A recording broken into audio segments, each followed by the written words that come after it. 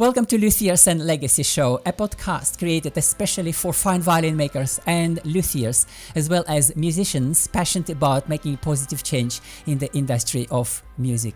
Hi, my name is Dmitry Badiarov, former professional musician, turned award-winning speaker, business coach and mentor, violin designer, passionate about creating instruments for world-class musicians and dedicating my life to helping open-minded instrument makers to keep the ancient masters' acoustic concepts alive. Today, it is the launch day of Luthier's and Legacy podcast, and I'm excited to have the opportunity to invite you to the conversations with experts. To make it a real celebration, you are getting the chance to win 7 days of live online training known as the Old Masters Tones Technique for free. You will learn the ancient masters' acoustic concept so you can create even better instruments for your musicians. Other students traveled thousands of kilometers and paid over 3,000 euros to learn this, but you are getting a chance to get this for free because it is a celebration day. All you have to do to win your free ticket is subscribe to the podcast, leave a review, take a screenshot of your review and post it on social, tagging myself in the review. This is how I will be able to find you. Regardless whether you have been in the profession for decades or you're just starting out, it's time for you to shake things up and start making even bigger impact. So without further ado, let's do it. Let's get started with today's show. Dear friends, welcome to Luthier's and Legacy show. In this episode, our special guest is Her Majesty the Queen of Violin Restoration and the owner at Iris Carr Restorations. After her graduation from Newark School of Violin Making, she worked at Charles Bear shop in London. And after 8 years working for Bears, Iris decided to open her own workshop where she restores incredible masterpieces like Antonio Stradivari, Amati, Guarneri, Galliano, and so forth, and many other masterpieces. And besides this, she is also an educator and a creator of an online course for violin restorers where she's generously sharing all her knowledge and her tricks and tips of the trade and her pure magic. Not surprisingly, in the official registers, her business was listed as other activities, not elsewhere specified, because what she does is pure magic. So I want to welcome you to the magical world of Iris Carr. So warm welcome, Iris. Thank you very much, Dmitry. It's lovely to be here with you. Thank you for the invite. I'm excited to be sharing my story with you today. Very excited and very grateful for your time. So, Iris, how have you become involved with instrument making, with instrument restoration?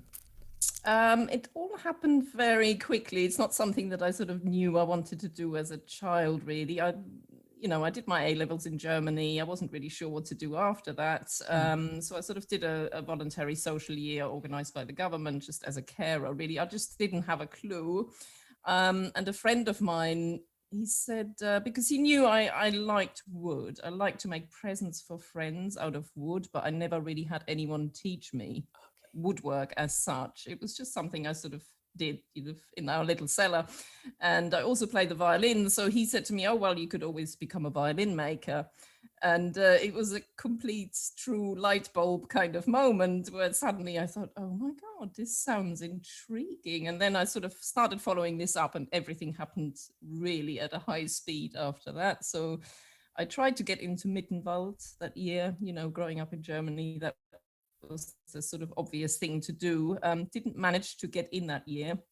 And then I spoke to a violin maker in Stuttgart, and she said to me, well, the other school you could consider is Newark. Okay. So I applied at Newark, and the course was already full for that year as well. So we're talking 1992. But that same year, they started a foundation year, which was for people who hadn't got previous woodwork experience, really. So that would then extend the course from 3 years to 4 years. So that's how I managed to literally, within half a year of having the idea, I ended up in Newark Oh wow, that's with a rucksack on my back. was it like a light bulb moment, like wow, of course that's what I want to do? Yes, because I did like the idea of doing something with wood, but I thought, Yeah. becoming a joiner or something, you're just working with machinery. And I was intrigued about more intricate kind of woodwork. And the fact that I'd played the violin since I was Of 7, course. it kind of became obvious. But I don't ever remember meeting a violin maker or ever knowing about violin making as a trade before that. So it So when literally, you when I was sort start, of 19, 20, it just suddenly all happened within that year. Ended up in Newark, and just from the minute I started at the college, I just kind of knew it was my thing. I just really enjoyed it. I loved the atmosphere. I liked the English sense of humor, the way that we addressed our teachers by their first names, not like in Germany with always surnames. And I don't know, the whole atmosphere. And also it just turned out sort of that I was good at it. I didn't know that. I didn't know before if it was going to be my thing, but it did wow, turn out to be my thing. wow. So which part of Germany you're talking about? So I grew up in a small town near Heidelberg. Where's that? Yeah. What is the nearest big So near, town? not far from Strasbourg, actually. Ah, About okay. an hour from Yeah, Strasbourg, sort yeah, of just on the German side, slightly yeah. north of And you Strasbourg. got There's, involved with the, Freiburg. yeah, sorry. Yeah, and you got involved with wood work as a child also. Was it like Not more or less when particularly. you It was only started? sort of when I was 17, 18, I kind Ah, of okay. started, I don't know, just making presents for friends out of wood. Some bit of fretzel work or something, nothing serious. I really didn't have a clue really what I was doing. I mean, my dad used to fly model airplanes, and he used to sort of work a little bit with balsa wood and things like that. I do remember Okay. that, but I don't ever remember helping him as such. And it was like a kit thing that he put together. So really, I didn't really have any experience or didn't really know anyone either. I just liked wood as a material so much. Yeah. Wow. So it was like a big realization, a big aha moment in your life when you realized that is the thing you really want to do because you have been involved with woodwork, because you've been playing the violin, because you felt that you want to do something more sophisticated, more intricate. How it was pretty quick road to success in your case, wasn't it? Or it was Well, I not mean, very while I was in New straight? York, I wasn't any different from anyone else. Well, it did come easily to me. I knew I was good at it, and I really enjoyed it. So I was really hoping that I would be able to make a career of it, which wasn't a given. Like everyone else. So in my last year, I went out to look for jobs in London, Yeah. patrolling the shops. It wasn't a given that it was, but I was pretty much prepared almost to go anywhere to find a job afterwards. I was definitely keen on continuing for sure. Wonderful. Tell us a little bit about your job at Charles Beers. How was that? Okay, so I mean, it was an absolute amazing opportunity, and it was very unexpected because I did apply there, and so he said, I mean, he did come to judge our instruments at Newark at that time. Still, he used to come every year and check out, judge our test instruments and also look at the other instruments. He was very complimentary about my work, but he said, unfortunately, we have no space. No one ever left at Beers because, people loved their jobs there. They got paid well, they got treated well. So it was very rare for them ever to have an opening. So I received the letter to say, sorry, we haven't got a space. And then literally 1 or 2 weeks after that, there was another letter come through the door saying, actually, someone is taking leave of absence. Like they're leaving between September. They might be back at Christmas, but we have a spare bench for that amount of time. So if you would like to come and join us. And I mean, when I received the letter, I mean, it was actually better than winning the lottery. It was like... It really was. I mean, if anyone had said to me, I will fulfill a wish, that would have been my wish, so it was unbelievable. Yeah. Oh, how exciting, how beautiful. It was so exciting. Yeah. And it was fantastic because I was obviously very nervous starting there.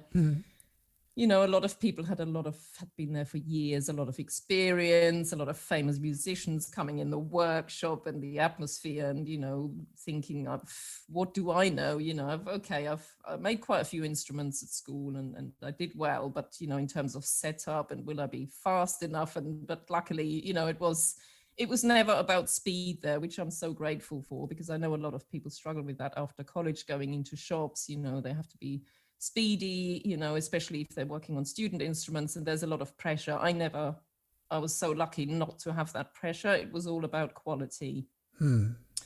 So obviously they wanted me to get up the speed. And so first of all, Charles Beer, you know, then Christmas came around and he offered me the job, and he said, I'd like you to stay for 5 years, because it'll take us at least 2 years to train you up, another 2 years to get our money back. And then if you can put 1 year on top of that, you know, that would be great. So obviously I didn't have to hesitate about the offer. So I ended up staying 8 years in the end. Fantastic. It was great. It was like I was in a workshop of 5 people. So there was 4 other people basically happy to teach me, everyone with their own specialities in some ways, but all very good restorers. So, you know, it was just the best possible working environment you could think of, and very nice atmosphere, just really nice. Wonderful. Nice people. Fantastic. What a beautiful story, inspirational story for lots of instrument makers, restorers listening this episode, and musicians as well, like the insider's view on the work at the top-notch violin restoration violinier in the world. Wow, fantastic. And how did you feel when you got access, when you had to put your hands on the first masterpiece, say a famous violin, Bergonzi, Balistrieri, even a Stradivari? How did you feel about that? So one of the first sort of better instruments I worked on was a Carr violin, North Italian, you know, and I remember flexing this crack on the front, as with Charles not standing far from me, and suddenly I had 2 pieces of front in my hand.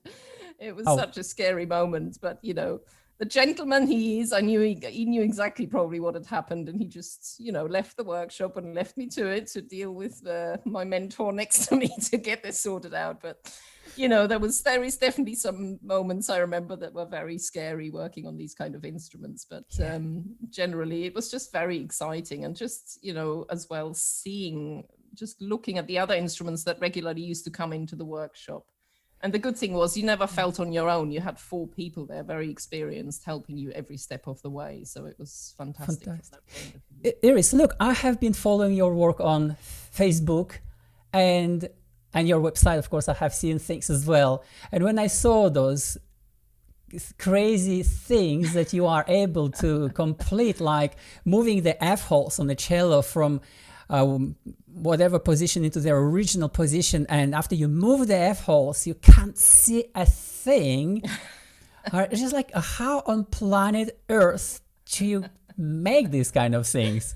It seems to have become a little bit my speciality, moving F-holes. So the first one I did was for Charles Beer, was a Giorgio Serafin, and someone had changed the shape of the F-holes to Stradivari looking F-holes, but they had sort of butt jointed pieces around the F-hole, so it was really not done well at all. So that was the first time I kind of approached this kind of thing. There's also photos on my website about that one, and he was so happy with that.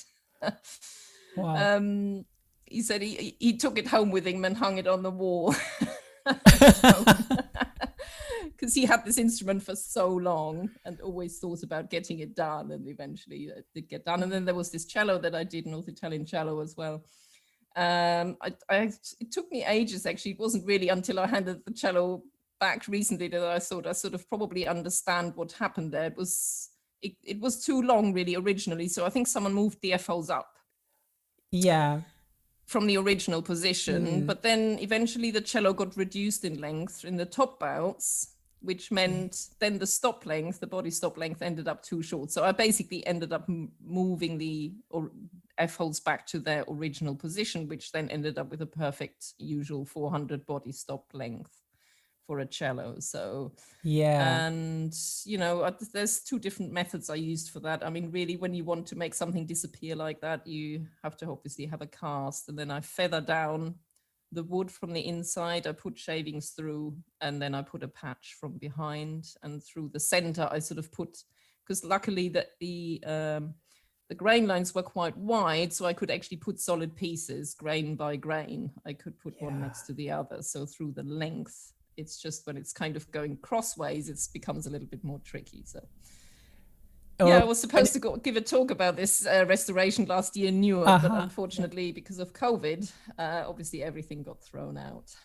Well, maybe we have a chance to share that experience on this podcast, and hopefully lots of people will enjoy this story, musicians and violin restorers as well. So when you explain this, it sounds so easy, but I believe this is an incredible work. It takes a genius. Does it take a genius to make restorations like this? I believe it does. I don't think so. I think it's a method. You have to have a method, and quite a lot of the methods I use are very repetitive. They're the same, and I use very simple materials as well. So I've just actually done a couple of Zoom lectures with students in the UK, organized by the Rowan Armour Brown Memorial Trust. Rowan Armour Brown was a teacher in Newark when I was there, and she sadly died of cancer in 97, and a trust was set up in her name by Judith Blackwell, and they've been going now for I think for 21 years they've been going now. They support students in the UK, so I usually have a placement once a year where they send a student to me who can work with me for 1 week. They also give tools to them, and they also give them money for tools and things like that. And so I've done 2 Zoom lectures, one on crack repair and one of retouching, and we're just editing them, and they will also become available online for people to purchase. Beautiful. I have seen those crack repairs and invisible neck grafts. I cannot imagine how you do those things, frankly. As a violin maker and violin designer myself, I long time ago, like 20 plus years ago, I understood that creating new instruments was my big thing, and I have also seen other restorers creating incredible work, and I kind of try to do this, and I have to say, yes, I enjoy this, but at a certain moment, 20 years ago, I just said, no more restorations. I absolutely love making new instruments. So I kind of have an idea about what it takes to be that level restorer like you are, because you are really unique, one of a kind in that respect. So are these methods that you have developed, are they your own, those systems, or you are building up on existing knowledge already that you picked from other teachers, or is there a lot of your original approach in that? How do you make that work? I think what I came up with myself is very, very a small percentage. Most of everything I do, I have learned from others, really, I have to say. I mean, obviously with moving F-holds, no one ever showed me that. So I sort of had to, you have to think things through. Every restoration is different from the next. You have to be inventive at times, but really I wouldn't call myself an inventor in any kind of shape or form. I'm pretty much work with tried and tested methods, more or less, and I always pick up new ideas from other people. When I teach, I always learn something.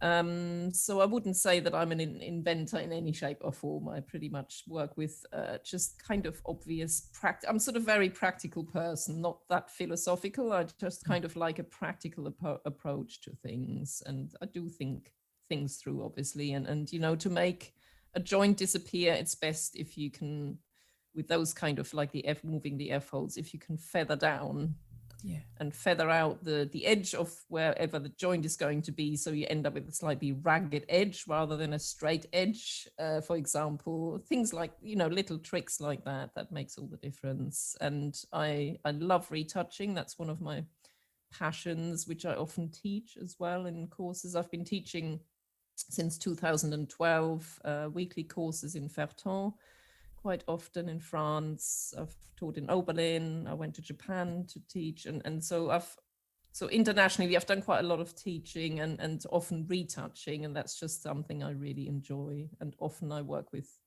enhancing grain lines and things like that. So there's little tricks you sort of pick up along the way that make a huge difference in the retouching process, for example. Wow.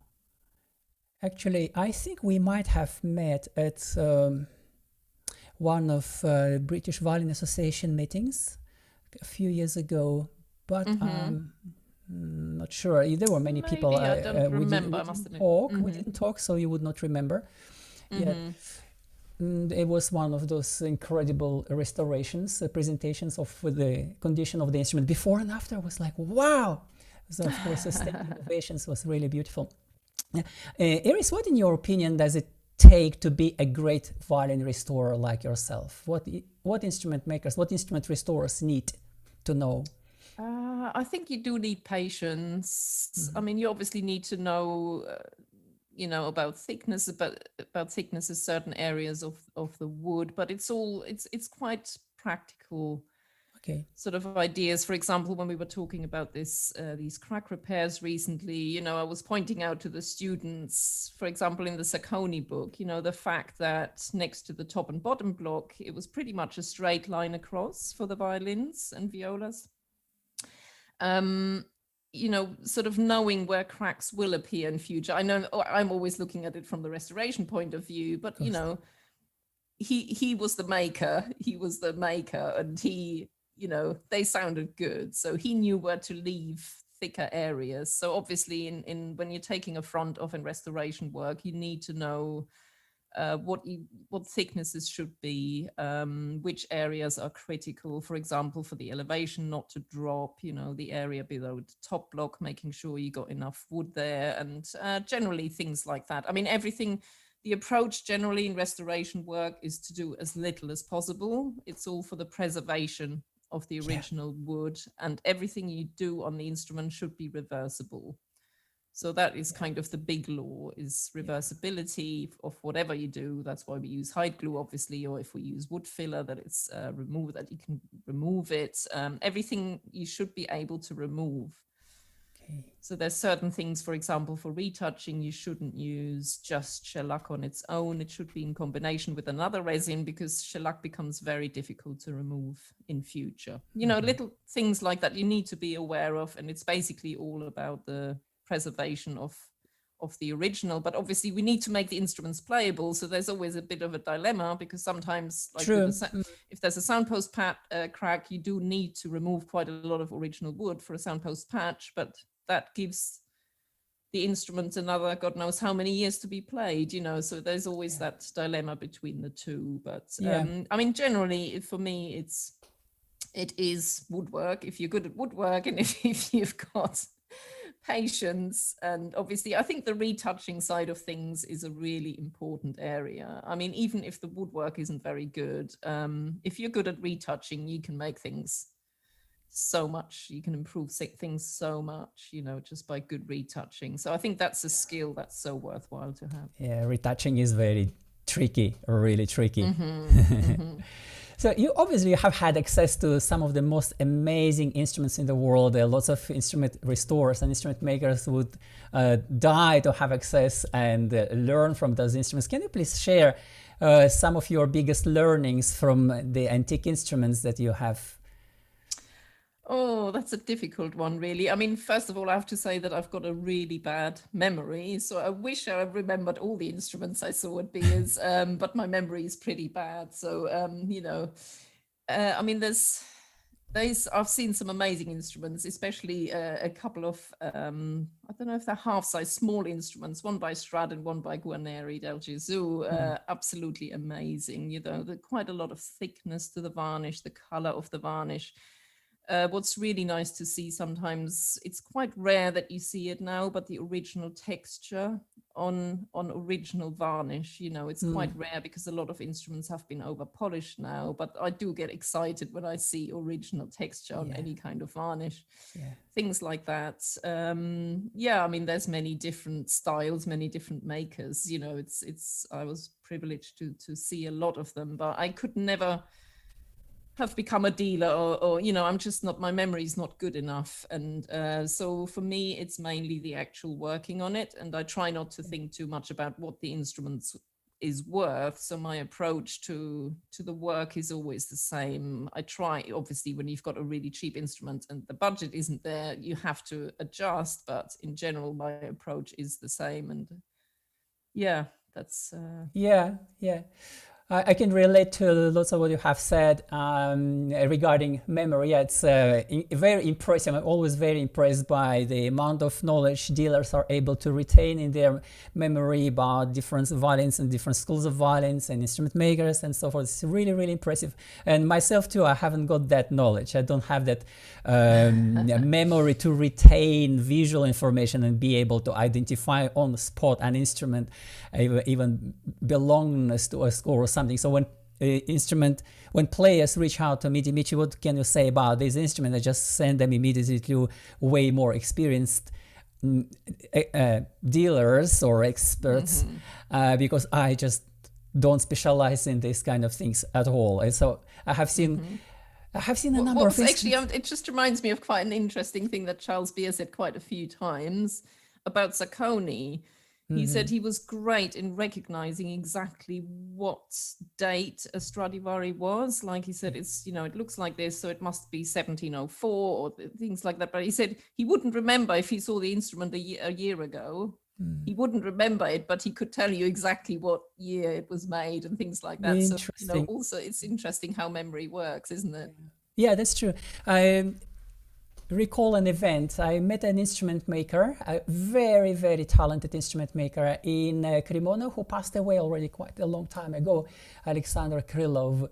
And there was a violin at his workshop, so he gave it to me, so I have had it in my hands, and he asked, "What do you think, Dmitry, what this instrument is?" And I thought, this is most likely Jean-Baptiste Vuillaume, or someone really close to Jean-Baptiste Vuillaume.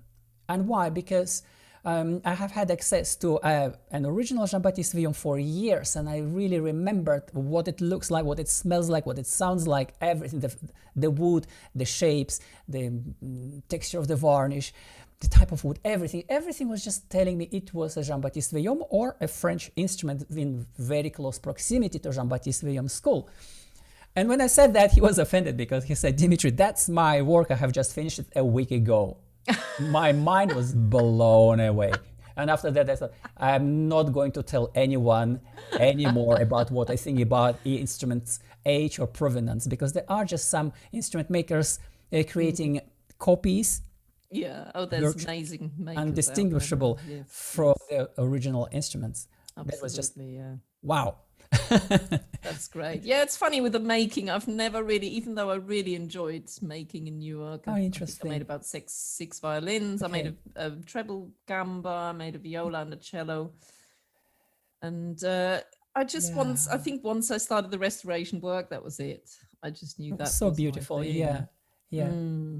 So it was like you really understood that is your main area of passion, your expertise. This is where you grow yourself personally and technically, artistically.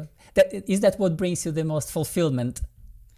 Yes, yeah, even though I have to say now with the with the sort of teaching side, I mean, because I worked for how many years? I think it was about 8 years. I worked completely on my own and had very little interaction with anyone, and it did become quite hard in the end. I did feel it was very isolating, and that's when sort of the teaching started to happen. Someone in Cologne actually offered me to, he asked me, would you teach the guys in our workshop some retouching skills? So I flew to Cologne, and I was very, very nervous. I wasn't sure how that was going to pan out. And it turned out I really, really enjoyed it. And so that sort of started off my teaching. And online teaching came from there, or online teaching, your online course was created later? Much later. So that was sort of 2012. I did the first week of teaching and just realized, actually, this is something it would be a nice balance between working on my own all year round, because I haven't even got a shop. I've literally just got a workshop set up in my house. I had 2 young children when I left Beers, so it was great to have that flexibility as a mother to be able to always do the things, the sports days and the, if they're ill, etc. So I'm really grateful that I had that time with them when I needed it. So what brings you more joy? Is it, or probably it's equal, it's like teaching other restorers and also creating instruments? Like, how do you feel about this? I'm just trying to think what's been because so I was teaching from 2012, and then it was in the COVID year, really last year, 2020, that I sort of started to think, I don't think I'm going to be able to do any teaching. And the previously in September 2020, yeah, I was supposed to teach, and that all obviously didn't happen. And that's what gave me the idea that, and also listening to some podcasts, and there was a podcast about creating an online course, and suddenly I was so energized by this idea of, well, I might not be able to teach in person, but I could do this. And for some reason, my head straight away went to neck grafts, which is like one of the biggest, most complex procedures, really. It's not, you know, it's a 30-hour procedure. I should have probably started with something really small, but that's what my head was just sort of completely set on that from the first day I had the idea. And it really energized me. It was a great, for me, the COVID year was really exciting. You know, I was at home, I could do this at home. At first there was lockdown, so I had to wait for about 3 months before we could start the filming. So I did a lot of preparation work. I found a fantastic young filmmaker. She'd only left university a year previous and hadn't done that kind of filming, but we just clicked, and she did really well. So we did the filming over 16 days, that in 2020. And then the editing process, oh my goodness, it took such a long time, because a lot of it was, you know, repetitive. You had to do some cutting. Sometimes I said the wrong word, so we had to redo audio. It just went on and on. So, you know, when I originally thought we'll be launching this whole thing in September, well, it took till the 1st of February the following year, 2021, until I actually was able to launch it. Yeah, beautiful. It's so beautiful. And I 100% can relate to what you have just said, that being locked up in a workshop and being all alone for days in and days out, months and years, it can be hard for some types of personality. So I can relate to this so much, because I'm also educator, and I started teaching other instrument makers how to design instruments using the ancient master's thought process, something that I've dedicated 30 years to discovering. And actually how I began this, it was way before COVID.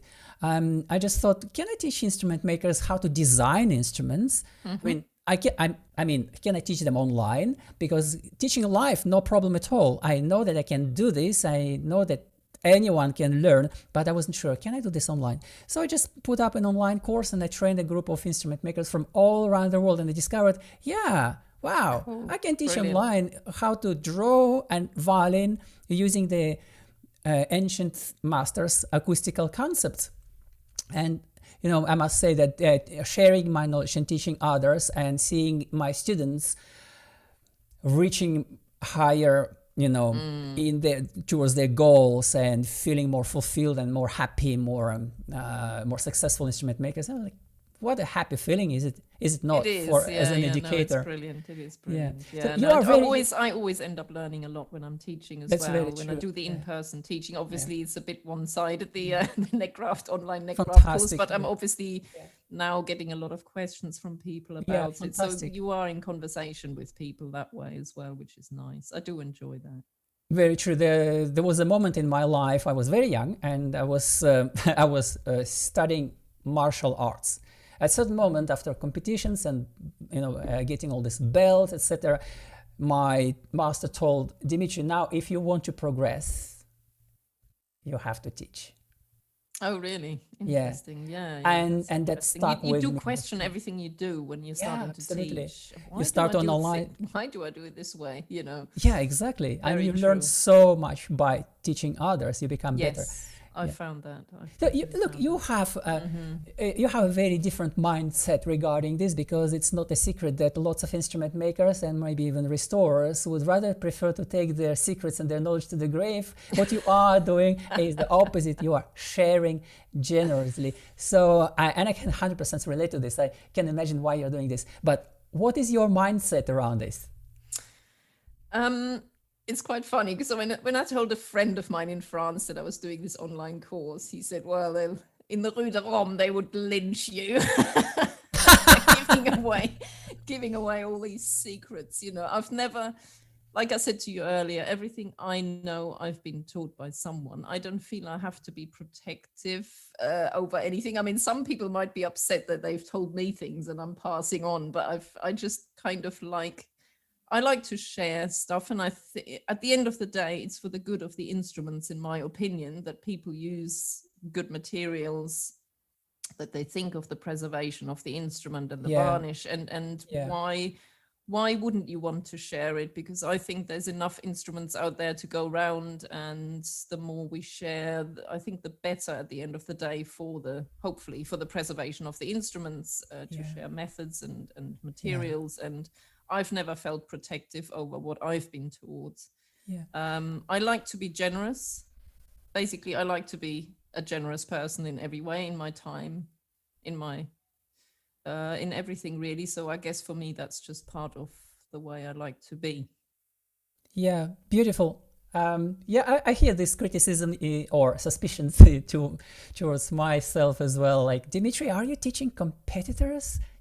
This just doesn't make sense. But look, frankly, one thing, there are more musicians and there are more musicians than any number of instrument makers can ever serve. And my agenda is completely full. I just don't take any new customers, and I'm super happy. And I cannot serve everyone who wants an instrument. So why not I teach somebody else who can use my system and serve their customers, their musicians in their country, at their budget? And like, it's a beautiful thing. It's what can be more beautiful than when a student tells you, Iris or Dmitry, thanks to you, I'm now living in my dream.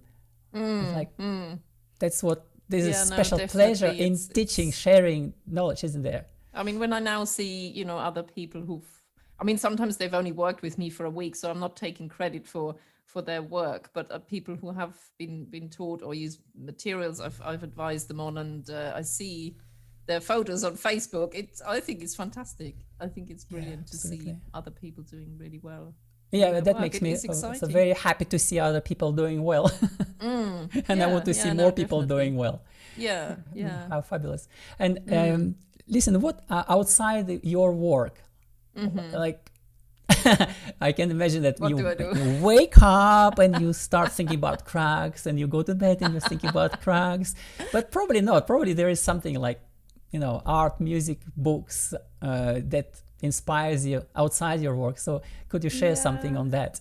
I guess, yeah. So I'm my husband I actually met in Newark, so that was quite exciting. And I've been married since 2001, but we got together in 95, so we've been together a long time. We've got 2 sons, so I've been quite busy with, my sons are 18 and 16 now, so obviously that keeps me busy. My son's doing piano, so often I have taken to piano for years. I was taking them to football. So my life was pretty busy outside of work, just doing those kind of things. Now that they're a bit older, my younger son is my husband ended up going back to joinery, which is what he did before. So he now has a joinery business. And my younger son has now joined him in the joinery business. So he's also gone into woodwork. And my older son, who's now 18, he's in his last year at school, and he wants to go into sort of sound recording direction. So he set up this microphone for me, and he's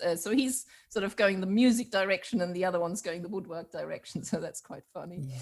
So generally I like to keep fit, so I go running 3 mornings a week. Monday, Wednesday, Friday are my running mornings for half an hour, so I did actually run the London Marathon in 2009, but I don't do much. I mean, if I can do 5K, I'm quite happy now, so I like that.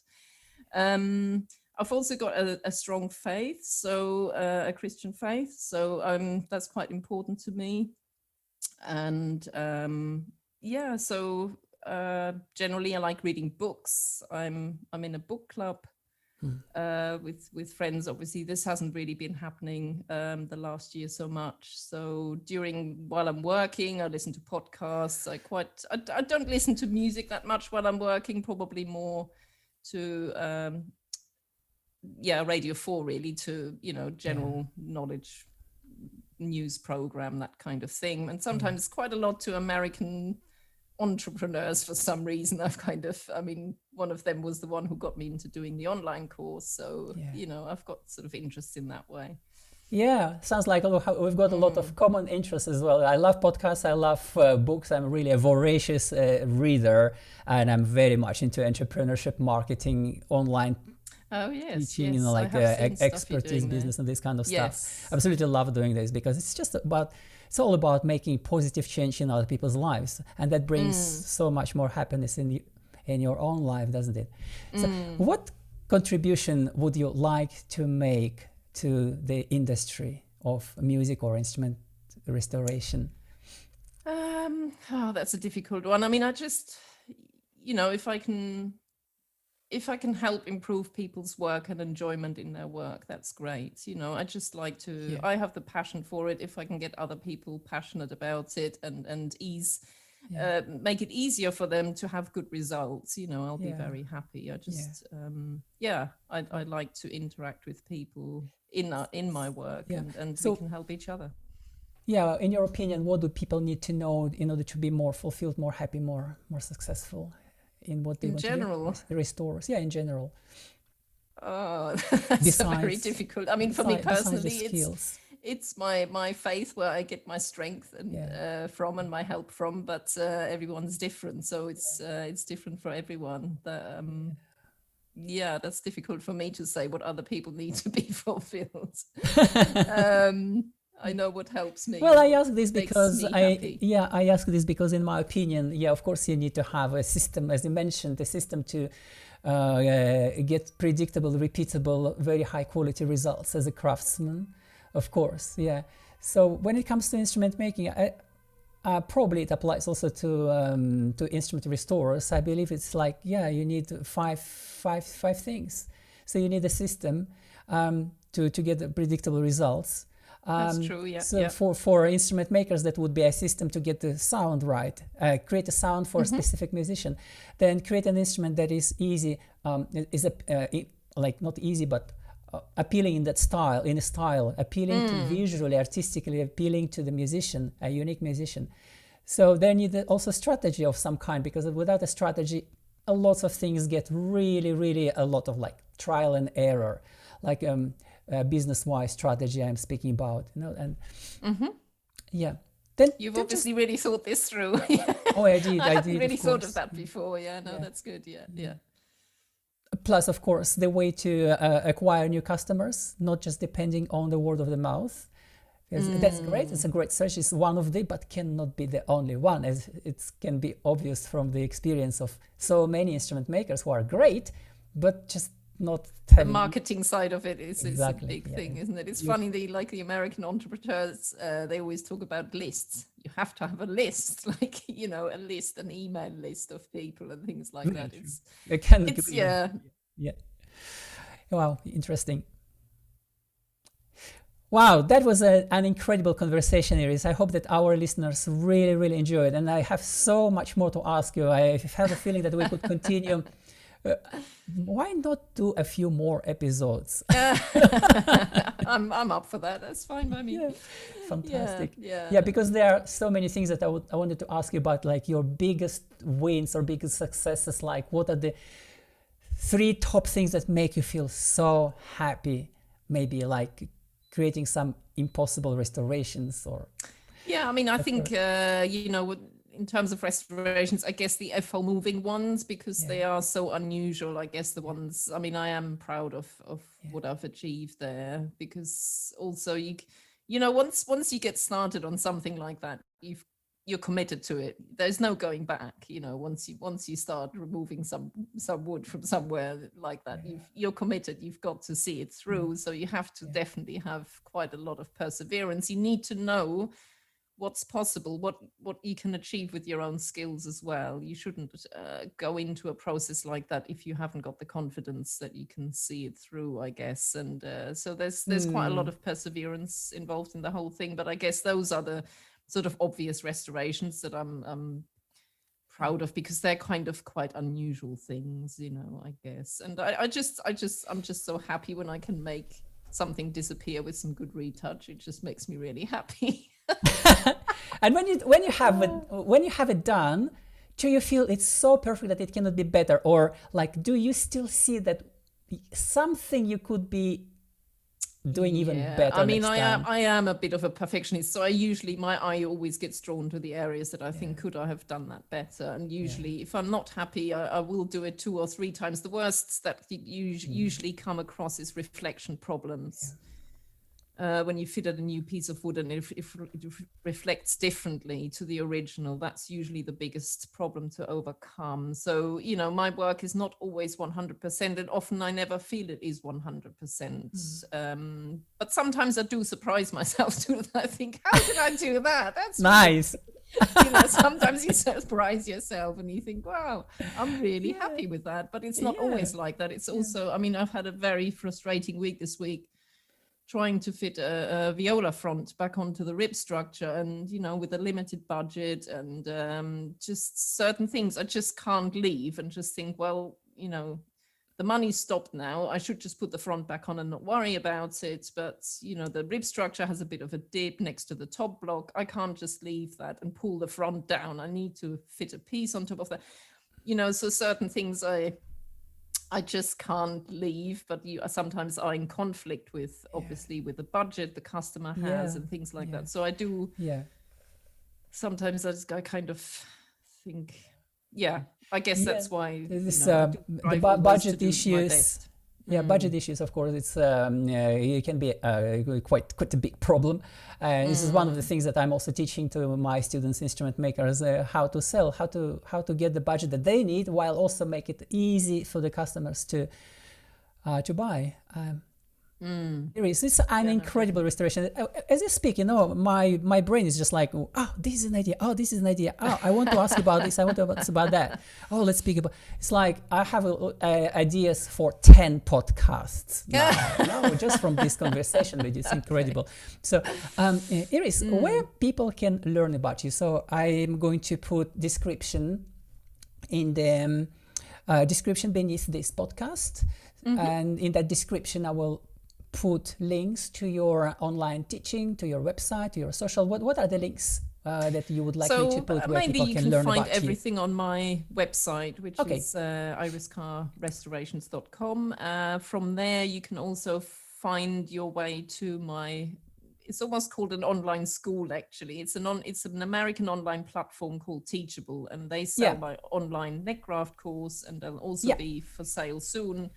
A couple of lectures, one on dealing with cracks and one on fitting a new piece of wood to an old violin, as well as retouching. So obviously I can't teach someone how to do retouching in a Zoom lecture, but it does cover all my materials I use and quite a lot of tips and things like that. They'll be quite well, they won't be expensive. At the moment, I'm thinking around the £50 mark, and half of that money will go to the Rowan Armour Brown Memorial Trust, 50% of that to help students, you know, with their needs and their training and things like that.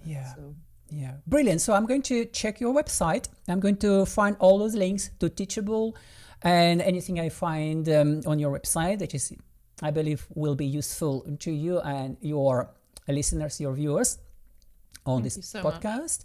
I will double check it with you to make sure that all the links are correct, and if there is something missing, then you'll send me a correction and it will be on air in due time. So fantastic. Thank you so much for giving me the opportunity. Fantastic. Well, thank you so much, Iris, for sharing your time and your wisdom and your insights and your absolutely incredible expertise in violin restoration. Thank you so much. It's been great. Thank you very much, Dmitry. We'll speak again. Absolutely. Let's do that. Okay, thank you. So I hope you enjoyed today's episode. Do let us know what did you like about today's show, and do let us know what would you like us to cover in the future episodes. Remember, today it is a very special day. It is the launch day of Luthier's and Legacy podcast. And to make it a real celebration, I'm willing to offer you the chance to win a free ticket to my iconic training known as the Old Master Stones technique.